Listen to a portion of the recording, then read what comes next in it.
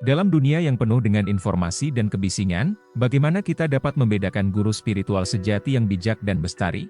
Saksikan video ini untuk menjelajahi ciri-ciri khas yang membedakan guru spiritual sejati dari yang lain, dan temukan wawasan mendalam tentang kebijaksanaan spiritual yang akan merubah pandangan Anda terhadap kehidupan. Seorang guru spiritual sejati tak akan meminta para muridnya untuk patuh total kepada dirinya dan memujanya. Tetapi, ia akan membantu mereka untuk menemukan dan memuliakan diri mereka sendiri. Para guru sejati bagai cermin bening yang menangkap cahaya Tuhan lalu memancarkannya. Para guru sejati, dalam pandangan para guru sejati dan bijak bestari, hadir untuk membagi cahaya pengetahuan kemanusiaan, bukan menghancurkannya, dan membodohi orang lain. Mereka hadir untuk kebahagiaan orang lain, bukan untuk kesenangan diri sendiri. Mereka bagai lilin yang menyala, yang cahayanya menyebar, sementara dirinya rela, jika terbakar atau berkorban.